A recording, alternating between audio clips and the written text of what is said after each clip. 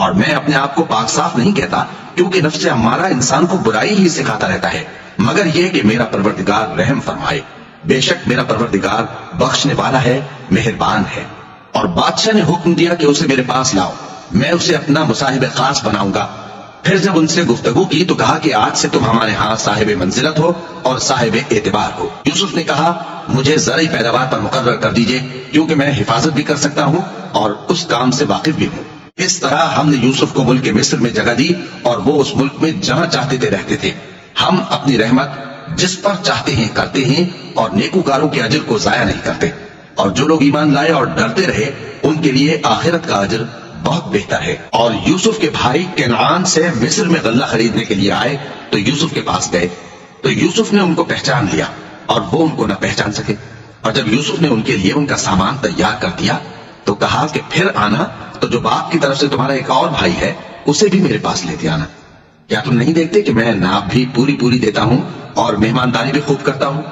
اب اگر تم اسے میرے پاس نہ لاؤ گے تو نہ تمہیں میرے ہاں سے غلہ ملے گا اور نہ تم میرے پاس ہی آ سکو گے۔ انہوں نے کہا کہ ہم اس کے بارے میں اس کے والد کو پھسلائیں گے اور ہم یہ کام کر کے رہیں گے۔ اور یوسف نے اپنے خدام سے کہا کہ ان کا سرمایہ یعنی غلے کی قیمت ان کے سامان میں رکھ دو۔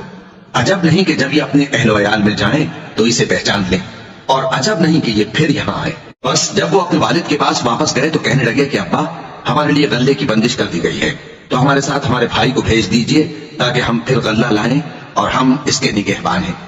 یعقوب نے کہا کہ میں اس کے بارے میں تمہارا اعتبار نہیں کرتا، مگر ویسا ہی جیسا پہلے اس کے بھائی کے بارے میں کیا تھا، سو اللہ ہی بہتر نگہبان ہے اور وہ سب سے زیادہ رحم کرنے والا ہے۔ اور جب انہوں نے اپنا اسباب کھولا تو دیکھا کہ ان کا سرمایہ واپس کر دیا گیا ہے۔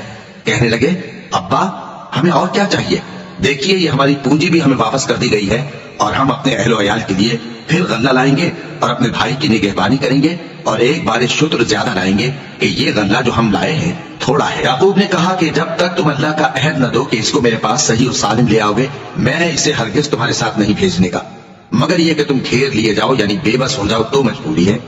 بس جب انہوں نے والد کو اپنا قول دیا تو یعقوب نے کہا کہ جو قول و قرار ہم کر رہے ہیں اس کا اللہ ضامن ہے، اور فرمایا کہ اے میرے بیٹو ایک ہی دروازے سے داخل نہ ہونا بلکہ جدا جدا دروازوں سے داخل ہونا، اور میں اللہ کی تقدیر کو تو تم سے روک نہیں سکتا، بے شک حکم اللہ ہی کا ہے، میں اسی پر بھروسہ رکھتا ہوں اور اہل توکل کو اسی پر بھروسہ رکھنا چاہیے۔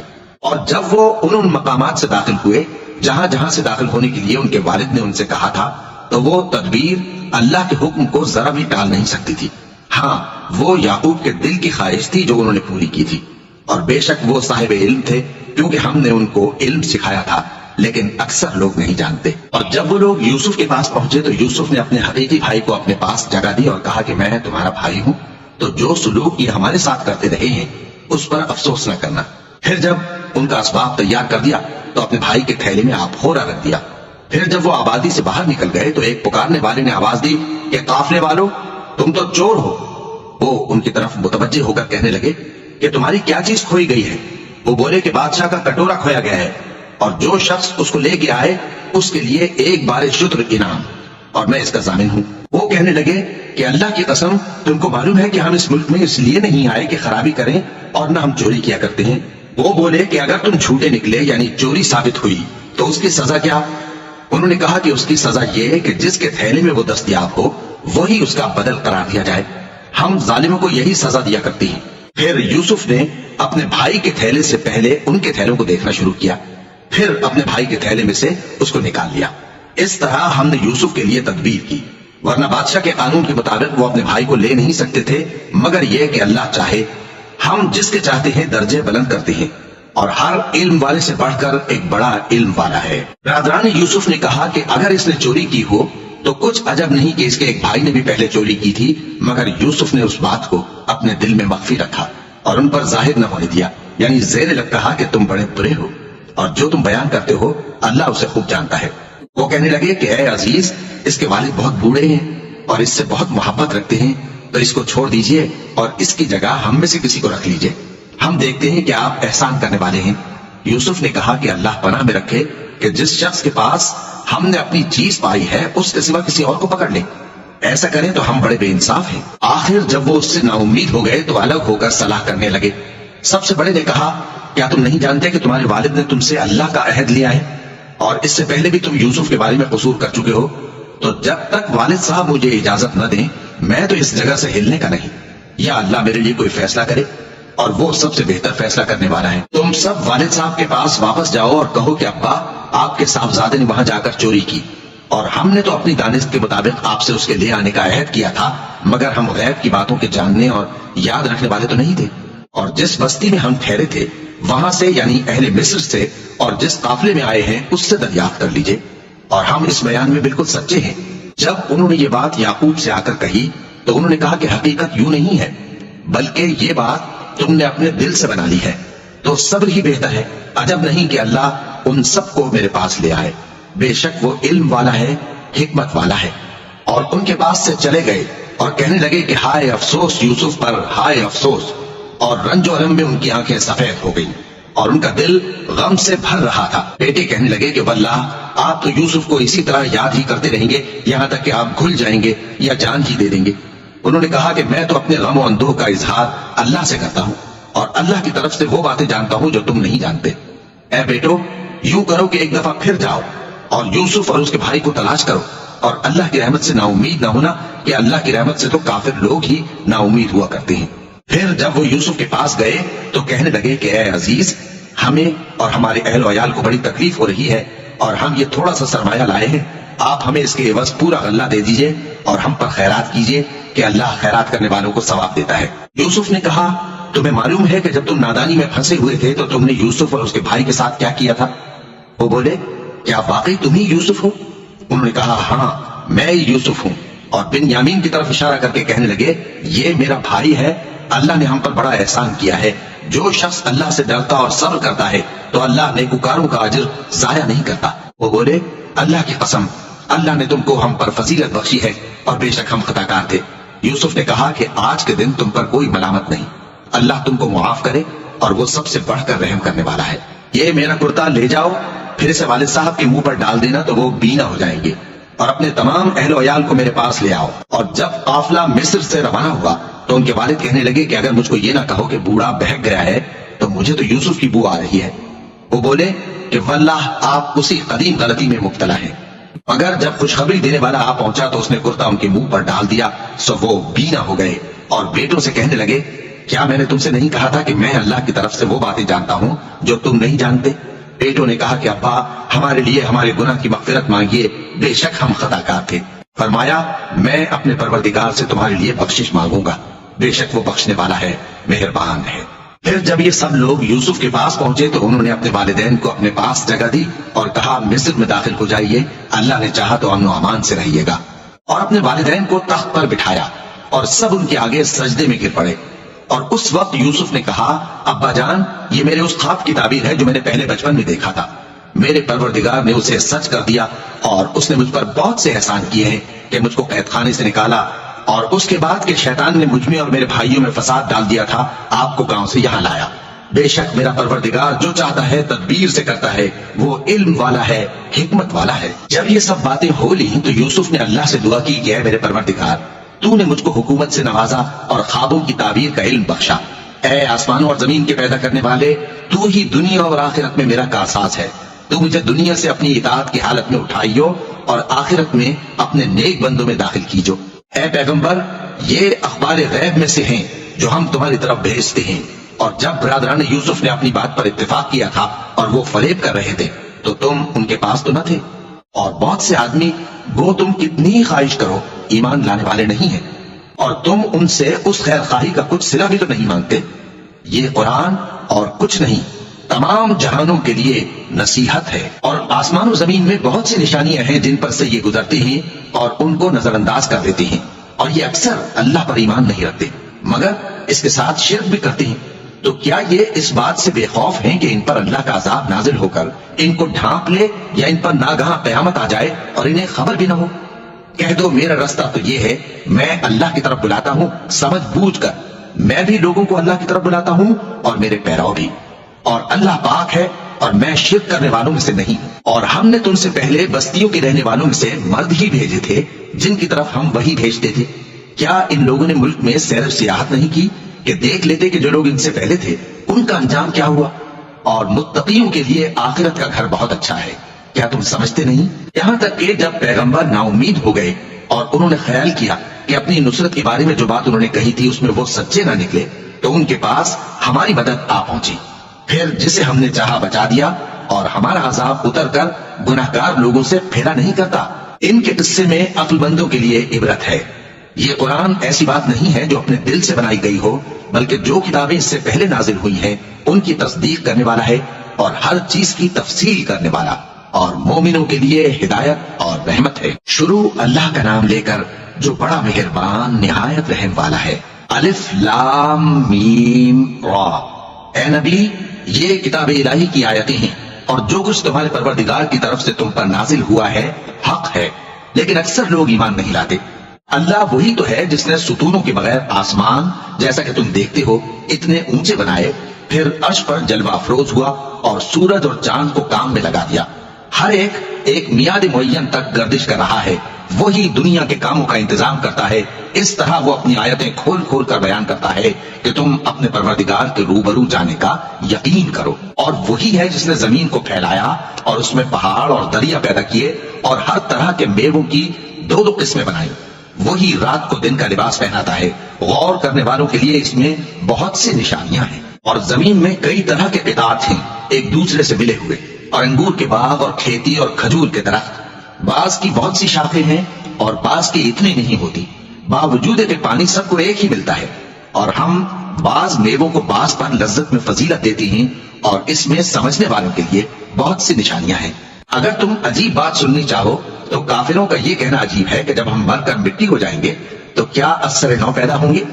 یہی لوگ ہیں جو اپنے پروردگار سے منکر ہوئے ہیں، اور یہی ہیں جن کی گردنوں میں طوق ہوں گے، اور یہی اہل دوزخ ہیں کہ ہمیشہ اس میں جلتے رہیں گے۔ اور یہ لوگ بھلائی سے پہلے تم سے برائی جلدی سے مانگتے ہیں، یعنی طالب عذاب ہیں، حالانکہ ان سے پہلے عذاب واقع ہو چکے ہیں۔ اور تمہارا پروردگار لوگوں کو باوجود ان کی بے انصافیوں کے معاف کرنے والا ہے، اور بے شک تمہارا پروردگار سخت عذاب دینے والا ہے۔ اور کافر لوگ کہتے ہیں کہ اس پیغمبر پر اس کے پروردگار کی طرف سے کوئی نشانی کیوں نازل نہیں ہوئی؟ اے نبی، تم تو صرف خبردار کرنے والے ہو، اور ہر ایک قوم کے لیے رہنما ہوا کرتا ہے۔ اللہ ہی اس بچے سے واقف ہے جو عورت کے پیٹ میں ہوتا ہے، اور وہی پیٹ کے سکڑنے اور بڑھنے سے بھی واقف ہے، اور ہر چیز کا اس کے ہاں ایک اندازہ مقرر ہے۔ وہ چھپی اور ظاہر چیزوں کا جاننے والا ہے، سب سے بزرگ ہے، عالی رتبہ ہے۔ کوئی تم میں سے چپکے سے بات کہے یا پکار کر، یا رات کو کہیں چھپ جائے یا دن کی روشنی میں کھلم کھلا چلے پھرے، اللہ کے نزدیک برابر ہے۔ اس کے آگے اور پیچھے اللہ کے چوکیدار ہیں جو اللہ کے حکم سے اس کی نگرانی کرتے ہیں۔ اللہ اس نعمت کو جو کسی قوم کو حاصل ہے نہیں بدلتا جب تک کہ وہ اپنی حالت کو نہ بدلے، اور جب اللہ کسی قوم کے ساتھ برائی کا ارادہ کرتا ہے تو وہ پھر نہیں سکتی، اور اللہ کے سوا ان کا کوئی مددگار نہیں ہوتا۔ وہی تو ہے جو تم کو ڈرانے اور امید دلانے کے لیے بجلی دکھاتا اور بھاری بھاری بادل پیدا کرتا ہے، اور رعد اور فرشتے سب اس کے خوف سے اس کی تسبیح و تحمید کرتے رہتے ہیں۔ اور وہی بجلیاں بھیجتا ہے، پھر جس پر چاہتا ہے گرا بھی دیتا ہے، جبکہ وہ اللہ کے بارے میں جھگڑتے ہیں، اور وہ بڑی قوت والا ہے۔ کام کا پکارنا تو اسی کا ہے، اور جن کو یہ لوگ اس کے سوا پکارتے ہیں وہ ان کی پکار کو کسی طرح قبول نہیں کرتے، مگر اس شخص کی طرح جو اپنے دونوں ہاتھ پانی کی طرف پھیلا دے تاکہ دور ہی سے اس کے منہ تک آ پہنچے، حالانکہ وہ اس تک کبھی بھی نہیں آ سکتا۔ اور اسی طرح کافروں کی پکار بیکار ہے۔ اور جتنی مخلوقات آسمانوں اور زمین میں ہے، خوشی سے یا ناخوشی سے اللہ کے آگے سجدہ کرتی ہے، اور ان کے سائے بھی صبح و شام سجدے کرتے ہیں۔ ان سے پوچھو کہ آسمانوں اور زمین کا پروردگار کون ہے؟ تم ہی کہہ دو کہ اللہ۔ ان سے کہو کہ کیا تم نے اللہ کو چھوڑ کر ایسے لوگوں کو کارساز بنایا ہے جو خود اپنے نفع و نقصان کا بھی اختیار نہیں رکھتے؟ کہو کیا اندھا اور آنکھوں والا برابر ہیں، یا اندھیرا اور اجالا برابر ہو سکتا ہے؟ بھلا ان لوگوں نے جن کو اللہ کا شریک مقرر کیا ہے، کیا انہوں نے اللہ کسی مخلوقات پیدا کی ہے جس کے سبب ان کے لیے مخلوقات مشتبہ ہو گئی ہے؟ کہہ دو کہ اللہ ہی ہر چیز کا پیدا کرنے والا ہے، اور وہ یکتا ہے، بڑا زبردست ہے۔ اسی نے آسمان سے مے برسایا، پھر اس سے اپنے اپنے اندازے کے مطابق نالے بہ نکلے، پھر پانی پر پھولا ہوا جھاگ آ گیا۔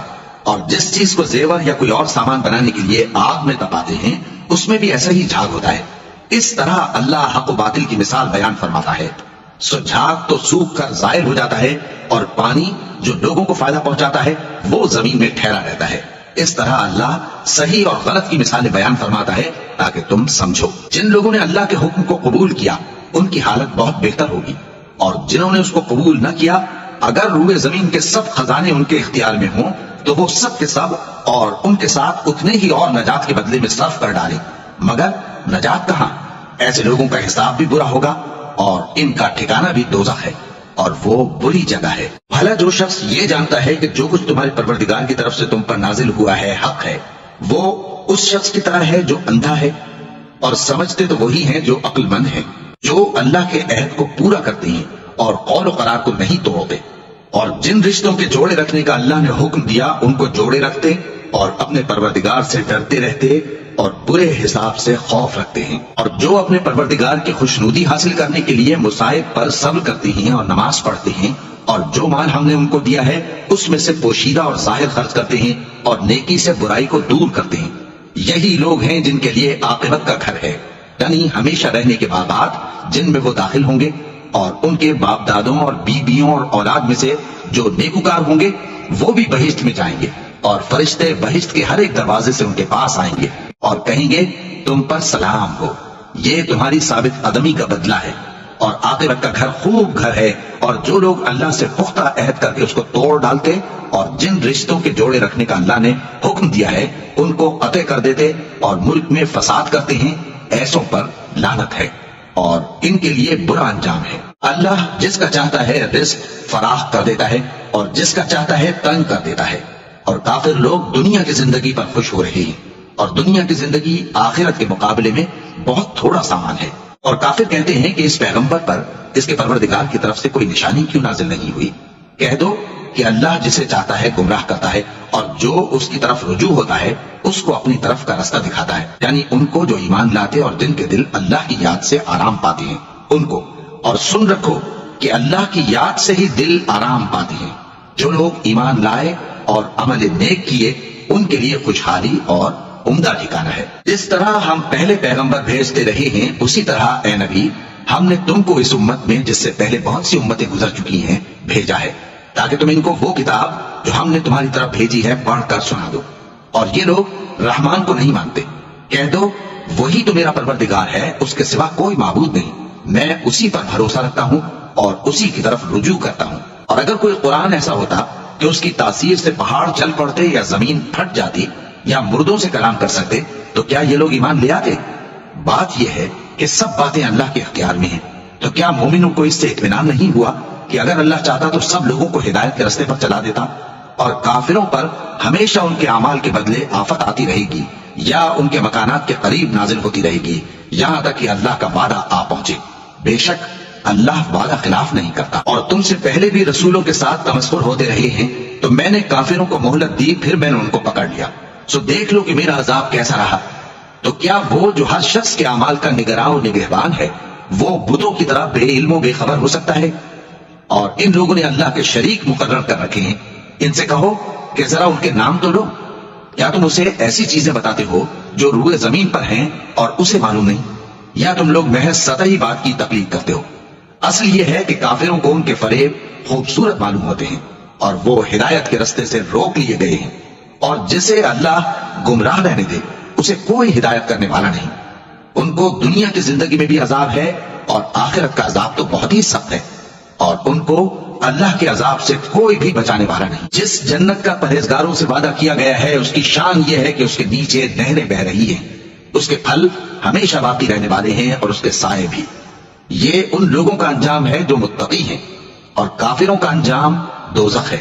اور جن لوگوں کو ہم نے کتاب دی ہے وہ اس کتاب سے جو تم پر نازل ہوئی ہے خوش ہوتے ہیں، اور بعض فرقے اس کی بعض باتیں نہیں بھی مانتے۔ کہہ دو کہ مجھ کو یہی حکم ہوا ہے کہ اللہ ہی کی عبادت کروں اور اس کے ساتھ کسی کو شریک نہ بناؤں، میں اسی کی طرف بلاتا ہوں اور اسی کی طرف مجھے لوٹنا ہے۔ اور اسی طرح ہم نے اس قرآن کو عربی زبان کا فرمان بنا کر نازل کیا ہے، اور اگر تم علم آ جانے کے بعد ان لوگوں کی خواہشوں کے پیچھے چلو گے تو اللہ کے سامنے کوئی نہ تمہارا مددگار ہوگا اور نہ کوئی بچانے والا۔ اور اے نبی ہم نے تم سے پہلے بھی پیغمبر بھیجے تھے اور ان کو بیویاں اور اولاد بھی دی تھی، اور کسی پیغمبر کے اختیار کی بات نہ تھی کہ اللہ کے حکم کے بغیر کوئی نشانی لے آتا۔ ہر حکم قضا کتاب میں لکھا ہوا ہے۔ اللہ جس چیز کو چاہتا ہے مٹا دیتا ہے اور جس کو چاہتا ہے باقی رکھتا ہے، اور اسی کے پاس اصل کتاب ہے۔ اور اگر ہم کوئی عذاب جس کا ان لوگوں سے وعدہ کرتے ہیں تمہیں دکھائیں، یعنی تمہارے روبرو ان پر نازل کریں، یا تمہاری مدت حیات پوری کر دیں، یعنی تمہارے انتقال کے بعد عذاب بھیجیں، تو تمہارا کام ہمارے احکام کا پہنچا دینا ہے اور ہمارا کام حساب لینا ہے۔ کیا انہوں نے نہیں دیکھا کہ ہم زمین کو اس کے کناروں سے گھٹاتے چلے آ رہے ہیں؟ اور اللہ جیسا چاہتا ہے حکم کرتا ہے، کوئی اس کے حکم کا رد کرنے والا نہیں، اور وہ جلد حساب لینے والا ہے۔ جو لوگ ان سے پہلے تھے وہ بھی بہتری تدبیریں کرتے رہے ہیں، سو تدبیر تو سب اللہ ہی کی ہوتی ہے۔ ہر شخص جو کچھ کر رہا ہے اللہ اسے جانتا ہے، اور کافر جلد معلوم کر لیں گے کہ آخرت میں اچھا انجام کس کے لیے ہوتا ہے۔ اور کافر لوگ کہتے ہیں کہ تم پیغمبر نہیں ہو، کہہ دو کہ میرے اور تمہارے درمیان اللہ اور وہ شخص جس کے پاس کتاب آسمانی کا علم ہے بطور گواہ کافی ہے۔ شروع اللہ کا نام لے کر جو بڑا مہربان نہایت رحم والا ہے۔ الف لام را، یہ ایک پر نور کتاب ہے، اس کو ہم نے تم پر اس لیے نازل کیا ہے کہ تم لوگوں کو اندھیروں سے نکال کر روشنی کی طرف لے جاؤ، یعنی ان کے پروردگار کے حکم سے عزت والے خوبیوں والے مالک کے راستے کی طرف، یعنی اس اللہ کے راستے کی طرف کہ جو کچھ آسمانوں اور زمین میں ہے سب اسی کا ہے۔ اور ان کافروں کے لیے عذاب شدید کی وجہ سے تباہی اور بربادی مقدر ہے، جو آخرت کے مقابلے میں دنیاوی زندگی کو پسند کرتے اور لوگوں کو اللہ کے راستے سے روکتے اور اس میں کجی چاہتے ہیں۔ یہ لوگ بڑے دور کی گمراہی میں ہیں، اور ہم نے کوئی پیغمبر نہیں بھیجا مگر وہ اپنی قوم کی زبان بولتا تھا تاکہ انہیں احکام الہی کھول کھول کر بتا دے۔ پھر اللہ جسے چاہتا ہے گمراہ رہنے دیتا ہے اور جسے چاہتا ہے ہدایت دیتا ہے، اور وہ غالب ہے، حکمت والا ہے۔ اور ہم نے موسیٰ کو اپنی نشانیاں دے کر بھیجا کہ اپنی قوم کو تاریکیوں سے نکال کر روشنی میں لے جاؤ اور ان کو اللہ کے دن یاد دلاؤ، اور اس میں ان لوگوں کے لیے جو صابر و شاکر ہیں نشانیاں ہیں۔ اور جب موسیٰ نے اپنی قوم سے کہا کہ اللہ نے جو تم پر مہربانیاں کی ہیں ان کو یاد کرو، جبکہ اس نے تم کو فرعون کی قوم سے رہائی بخشی، وہ لوگ تمہیں برے برے عذاب دیتے تھے اور تمہارے بیٹوں کو مار ڈالتے تھے اور تمہاری لڑکیوں کو زندہ رہنے دیتے تھے، اور اس میں تمہارے پروردگار کی طرف سے بڑی آزمائش تھی۔ اور جب تمہارے پروردگار نے تم کو آگاہ کیا کہ اگر شکر کرو گے تو میں تمہیں زیادہ دوں گا، اور اگر ناشکری کرو گے تو یاد رکھو کہ میرا عذاب بھی سخت ہے۔ اور موسیٰ نے صاف صاف کہہ دیا کہ اگر تم اور جتنے اور لوگ زمین میں ہیں سب کے سب ناشکری کرو تو بھی اللہ بے نیاز ہے، قابل تعریف ہے۔ بھلا تم کو ان لوگوں کے حالات کی خبر نہیں پہنچی جو تم سے پہلے تھے، یعنی نوح اور عاد اور سمود کی قوم اور جو ان کے بعد تھے، جن کا علم اللہ کے سوا کسی کو نہیں۔ جب ان کے پاس ان کے پیغمبر نشانیاں لے کر آئے تو انہوں نے اپنے ہاتھ ان کے منہوں پر رکھ دیے کہ خاموش رہو، اور کہنے لگے کہ ہم تو تمہاری رسالت کو تسلیم نہیں کرتے، اور جس چیز کی طرف تم ہمیں بلاتے ہو ہم کو اس میں بھاری شک ہے۔ ان کے پیغمبروں نے کہا کیا تم کو اللہ کے بارے میں شک ہے جو آسمانوں اور زمین کا پیدا کرنے والا ہے؟ وہ تمہیں اس لیے بلاتا ہے کہ تمہارے گناہ بخشے اور ایک مدت مقرر تک تم کو مہلت دے۔ وہ بولے کہ تم تو ہمارے ہی جیسے آدمی ہو، تمہارا یہ منشا ہے کہ جن چیزوں کو ہمارے بڑے پوجتے رہے ہیں ان کے پوجنے سے تم ہمیں روک دو، تو اچھا کوئی کھلی دلیل لاؤ، یعنی معجزہ دکھاؤ۔ پیغمبروں نے ان سے کہا کہ ہاں ہم تمہارے ہی جیسے آدمی ہیں، لیکن اللہ اپنے بندوں میں سے جس پر چاہتا ہے نبوت کا احسان کرتا ہے، اور ہمارے اختیار کی بات نہیں کہ ہم اللہ کے حکم کے بغیر تم کو تمہاری فرمائش کے مطابق معجزہ دکھائیں۔ اور اللہ ہی پر مومنوں کو تو بھروسہ رکھنا چاہیے، اور ہم کیوں اللہ پر بھروسہ نہ رکھیں حالانکہ اس نے ہم کو ہمارے دین کے سیدھے راستے بتائے ہیں، اور جو تکلیفیں تم ہم کو دیتے ہو اس پر ہم صبر کریں گے، اور اہل توکل کو تو اللہ ہی پر بھروسہ رکھنا چاہیے۔ اور جو کافر تھے انہوں نے اپنے پیغمبروں سے کہا کہ یا تو ہم تم کو اپنے ملک سے باہر نکال دیں گے یا تم ہمارے مذہب میں واپس آ جاؤ۔ بس ان کے پروردگار نے ان کی طرف وہی بھیجی کہ ہم ظالموں کو ہلاک کر دیں گے اور ان کے بعد تم کو اس زمین میں آباد کر دیں گے۔ یہ اس شخص کے لیے ہے جو قیامت کے روز میرے سامنے کھڑے ہونے سے ڈرے اور میرے عذاب سے خوف کرے۔ اور پیغمبروں نے اللہ سے فتح چاہی اور ہر سرکش ضدی نامراد رہ گیا۔ اس کے پیچھے دوزخ ہے اور اسے پیپ والا پانی پلایا جائے گا، وہ اس کو گھونٹ گھونٹ کر کے پیے گا اور گلے سے نہیں اتار سکے گا، اور ہر طرف سے اسے موت آ رہی ہوگی مگر وہ مرنے میں نہیں آئے گا، اور اس کے بعد سخت عذاب ہوگا۔ جن لوگوں نے اپنے پروردگار سے کفر کیا ان کے اعمال کی مثال راکھ کی سی ہے کہ آندھی کے دن اس پر زور کی ہوا چلے جو اسے اڑا لے جائے۔ اسی طرح جو کام وہ کرتے رہے ان پر ان کو کچھ قابو نہ ہوگا۔ یہی تو پرلے سرے کی گمراہی ہے۔ کیا تم نے نہیں دیکھا کہ اللہ نے آسمانوں اور زمین کو تدبیر سے پیدا کیا ہے؟ اگر وہ چاہے تو تم کو نابود کر دے اور تمہاری جگہ نئی مخلوق پیدا کر دے، اور یہ اللہ کو کچھ بھی مشکل نہیں۔ اور قیامت کے دن سب لوگ اللہ کے سامنے کھڑے ہوں گے تو غریب پیروکار بڑے بن بیٹھنے والوں سے کہیں گے کہ ہم تو تمہارے پیرو تھے، کیا تم اللہ کا کچھ عذاب ہم پر سے دفع کر سکتے ہو؟ وہ کہیں گے کہ اگر اللہ ہم کو ہدایت کرتا تو ہم تم کو ہدایت کرتے۔ اب ہم گھبراہٹ ظاہر کریں یا صبر کریں ہمارے ہاتھ میں برابر ہے، کوئی جگہ رہائی کی ہمارے لیے نہیں ہے۔ اور جب حساب کتاب کا کام فیصل ہو چکے گا تو شیطان کہے گا جو وعدہ اللہ نے تم سے کیا تھا وہ تو سچا تھا، اور جو وعدہ میں نے تم سے کیا تھا وہ جھوٹا تھا، اور میرا تم پر کسی طرح کا زور نہیں تھا۔ ہاں، میں نے تم کو گمراہی اور باطل کی طرف بلایا تو تم نے جلدی سے اور بے دلیل میرا کہنا مان لیا۔ تو آج مجھے ملامت نہ کرو، اپنے آپ ہی کو ملامت کرو۔ نہ میں تمہاری فریاد رسی کر سکتا ہوں اور نہ تم میری فریاد رسی کر سکتے ہو۔ میں اس بات سے انکار کرتا ہوں کہ تم پہلے مجھے شریک بناتے تھے۔ بے شک جو ظالم ہیں ان کے لیے درد دینے والا عذاب ہے، اور جو ایمان لائے اور عمل نیک کرتے رہے وہ بہشتوں میں داخل کیے جائیں گے جن کے نیچے نہریں بہ رہی ہیں۔ اپنے پروردگار کے حکم سے وہ ہمیشہ ان میں رہیں گے، وہاں وہ ہر ملاقات پر ایک دوسرے کو سلام کہیں گے۔ کیا تم نے نہیں دیکھا کہ اللہ نے کلمہ طیبہ کی کیسی مثال بیان فرمائی ہے؟ وہ ایسی ہے جیسے پاکیزہ درخت جس کی جڑ مضبوط ہو اور شاخیں آسمان میں پھیلی ہوں۔ وہ اپنے پروردگار کے حکم سے ہر موقع پر پھل لاتا ہو، اور اللہ لوگوں کے لیے مثالیں بیان فرماتا ہے تاکہ وہ نصیحت حاصل کریں۔ اور ناپاک بات یعنی غلط عقیدے کی مثال ناپاک درخت کی سی ہے کہ وہ زمین کے اوپر ہی سے اکھیڑ کر پھینک دیا جائے، اس کو ذرا بھی قرار و ثبات نہیں۔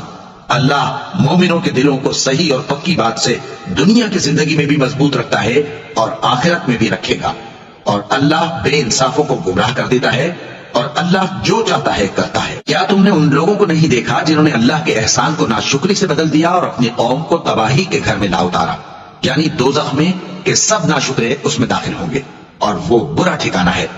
اور ان لوگوں نے اللہ کے شریک مقرر کیے کہ لوگوں کو اس کے رستے سے گمراہ کریں۔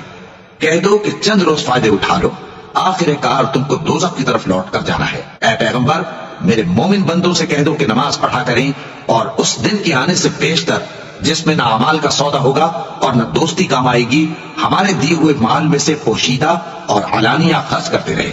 اللہ ہی تو ہے جس نے آسمان اور زمین کو پیدا کیا اور آسمان سے بے برسایا، پھر اس سے تمہارے کھانے کے لیے پھل پیدا کیے اور کشتیوں اور جہازوں کو تمہارے زیر فرمان کیا تاکہ وہ سمندر میں اس کے حکم سے چلے، اور نہروں کو بھی تمہارے زیر فرمان کیا، اور سورج اور چاند کو تمہارے لیے کام میں لگا دیا کہ دونوں دن رات ایک ڈگر پر چل رہے ہیں، اور رات اور دن کو بھی تمہاری خاطر کام میں لگا دیا، اور جو کچھ تم نے مانگا سب میں سے تم کو عنایت کیا۔